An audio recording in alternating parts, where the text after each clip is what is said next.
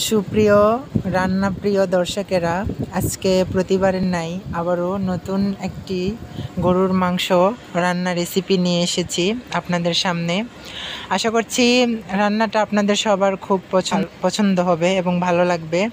আপনারা এটা বাসায় খুব সহজেই খুব কম সময়ে করতে পারবেন। আমি এখানে 1 কেজি পরিমাণ মাংস নিয়েছি। প্রথমে মাংসটাকে ভালোভাবে ধুয়ে আলাদা একটা বলে রাখতে হবে, যাতে মাংসে কোনো ময়লা বা রক্ত না থাকে। সেজন্য ভালোভাবে পরিষ্কার করে সেগুলো ধুয়ে নিতে হবে। এবং মাংসের যেগুলো প্রয়োজনীয় মশলা সেগুলো আমি আলাদা বাটিতে নিয়েছি পেঁয়াজ কুচি, নিয়েছি এখানে আদা বাটা দেখতে পাচ্ছেন আপনারা, নিয়েছি এখানে রসুন বাটা, আরও আছে আমাদের রেসিপির জন্য এখানে এলাচ গুঁড়া মানে বাটলে হয় কি মশলার ঘ্রাণগুলো অনেক সহজে বের হয়। আছে তেজপাতা, এটা আপনারা পরিমাণ মতো আছে। আমরা এখানে শুকনা মরিচ বেটে নিয়েছি। শুকনা মরিচ বেটে নিলে হবে কি যে মাংসের ঝোলটা অনেক ঘন হবে এবং অনেক সুন্দর একটা কালার দেখা যাবে, খেতে ভালো লাগবে। তো দর্শক, প্রথমে আমরা চুলার উপর কড়াই বসিয়ে নেব এবং সেখানে কড়াই গরম হওয়ার পর তেল দিব। অবশ্যই আমরা সয়াবিন তেল ব্যবহার করব। যদি কেউ সরিষা তেল খেতে চান আপনারা ব্যবহার করতে পারেন, সমস্যা নাই। তেল গরম হওয়ার পরে আমরা একে একে তেজপাতা, সাদা এলাচ, তারপরে দারচিনি এগুলো দেব, দিয়ে একটু ভালোভাবে নেড়ে নেব। নেড়ে নেওয়ার পর এবার দিয়ে দেব পেঁয়াজ কুচি দিব বেশি করে। মাংসে পেঁয়াজ আপনারা যত বেশি দিতে পারবেন মাংসের স্বাদটা অনেক তত বেশি হবে, খেতেও খুব ভালো লাগবে। আবার পেঁয়াজের দাম বেশি বলে আপনারা কি প্রণতা করবেন না, বেশি পরিমাণেই দিবেন। এবার একে একে দিয়ে দেব আদা বাটা, তারপরে আমরা আদা বাটা দেওয়ার পরে দিব রসুন বাটা দিয়ে দেব একসাথেই। দিয়ে দেওয়ার পর ভালোভাবে আমরা নেড়ে নেব এটাকে। তেল কিন্তু থাকবে, দেখছেন দর্শক, এখানে কিন্তু পানি এখনও আমরা ব্যবহার করিনি। তেল থাকাতে আমরা এটা ভালোভাবে মিশ্রিত করে নেওয়ার পর হালকা একটু পানি দেব, মশলাটা যাতে ভালোভাবে সিদ্ধ হয় বা কষানো হয়, এজন্য একটু পানি দিয়ে আমরা এটাকে কষিয়ে নেব, যাতে মশলাগুলো কাঁচা না থাকে, যাতে কোনো গন্ধ না হয় কাঁচা মশলার। তাই জন্য পানি দিয়ে এটাকে কষে নেওয়ার তারপর আমরা হলুদ দেব, হলুদ গুঁড়ো, এটা পরিমাণ মতো। আপনারা বেশি হলুদ যদি কেউ খেতে চান, অনেকে আছে যে তরকারিতে কালারটা অনেক বেশি পছন্দ করে, সেজন্য আপনারা পরিমাণ মতো 2 চামচ 3 চামচ, আমি এখানে 2 চামচ পরিমাণ দিয়েছি। আপনারা আপনাদের পরিমাণ মতো দিতে পারবেন, কোনো সমস্যা নেই। তারপর একটু গুঁড়ামরিচ দিব। গুঁড়ামরিচ দিলে হবে কি কালারটা অনেক সুন্দর আসবে। এটা গুঁড়ামরিচ আপনারা চাইলে ব্যবহার করতে পারবেন, আবার যদি আপনারা চান যে না ব্যবহার করব না, আপনারা সেটাও করতে পারেন।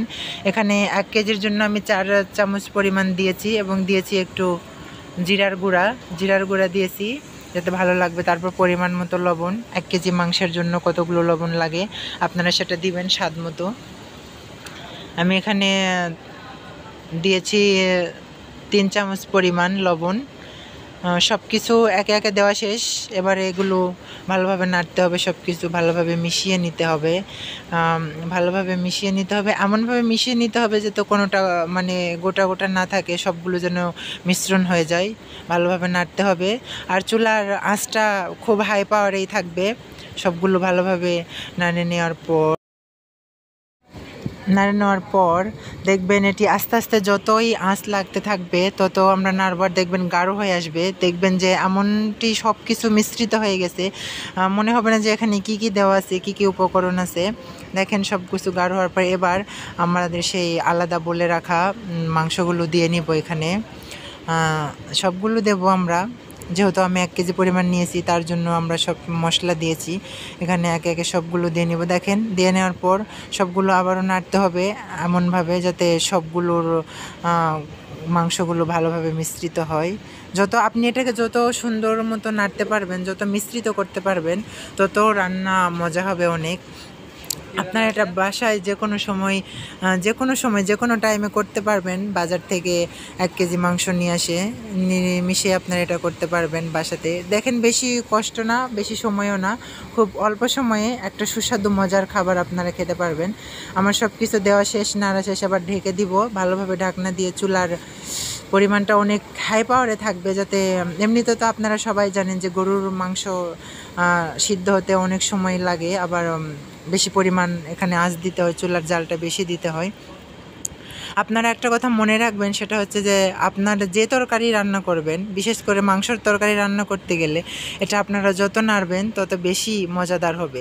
অনেকে আছে যে তরকারি একবার নাড়া দিয়ে ঢেকে রাখে, কিন্তু এটা আসলে অনেক মজা হয় না। নাড়তে থাকবো, নাড়তে নাড়তে এরপর আলাদা যে আমি আলু কেটে নিয়েছি সেই আলুগুলো এখন দেব। মাংসের সাথে আলু দিলে ঝোলটা অনেক ঘন হয় এবং আলুটা খেতে অনেক সুস্বাদু হয়। আপনারাও এটা আলু দিয়ে রান্না করবেন, দেখবেন অনেক ভিন্ন রকম একটা রেসিপি, অনেক সুন্দর একটা স্বাদ আসবে আলু দিয়ে রান্না করলে।